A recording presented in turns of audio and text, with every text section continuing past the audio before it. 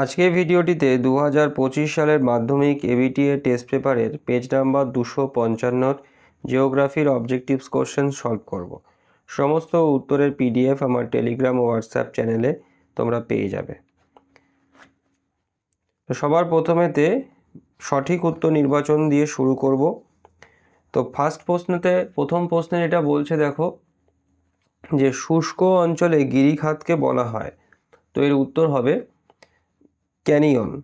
তারপরের প্রশ্ন, পাখির পায়ের মতো আকৃতির বদ্বীপ গঠিত হয়েছে, তো এর উত্তর হচ্ছে মিসৌরি নদীর মোহনায়।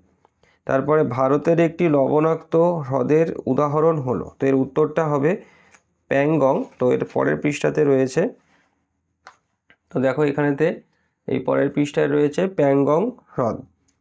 তারপরেতে গম হলো একটি রবি শস্য। তারপরে মার্কিন যুক্তরাষ্ট্রে পৃথিবীর সর্বাপেক্ষা বিধ্বংসী ঘূর্ণিঝড় টর্নেডোকে এই নামেও ডাকা হয়, তো এর উত্তর হচ্ছে টুইস্টার।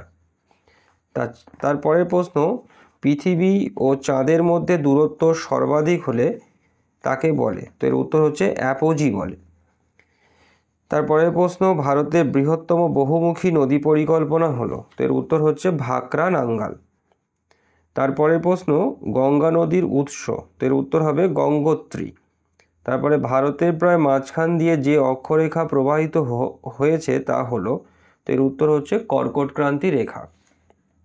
তারপরের প্রশ্ন, ভারতের পশ্চিমী ঝঞ্ঝা দেখা যায়, তো এর উত্তর হচ্ছে শীতকালে। তারপরের প্রশ্ন, পশ্চিমবঙ্গে পেট্রোকেমিক্যাল শিল্পকেন্দ্র অবস্থিত, তো এর উত্তর হচ্ছে হলদিয়া। তারপরে ভারতের সর্বাধিক জলসেচ করা হয় যে পদ্ধতিতে, তা হলো, এর উত্তর হচ্ছে কূপ ও নলকূপ। তারপরে ভারতের বৃহত্তম বন্দর শহর হলো, এর উত্তর হচ্ছে মুম্বাই।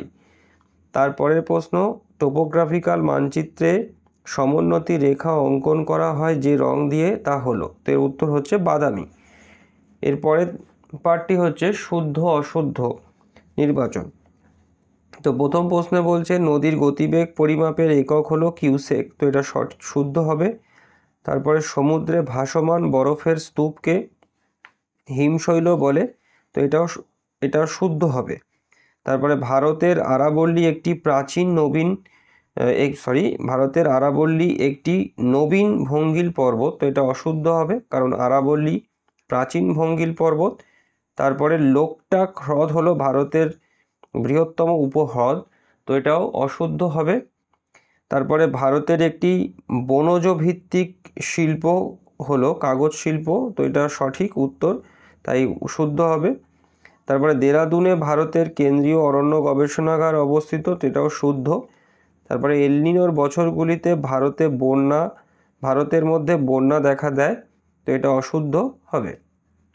এর পরের পার্টটি হচ্ছে শূন্যস্থান পূরণ। তো শূন্যস্থান পূরণগুলো আমরা একে একে দেখে নেব। প্রথম প্রশ্নে বলছে যে ফানেল আকৃতির চওড়া নদী মোহনাকে ড্যাশ বলে, তো খাঁড়ি বলে এটাকে। তারপরে বালি দ্বারা গঠিত মরুভূমির সাহারায় আর্গ নামে পরিচিত।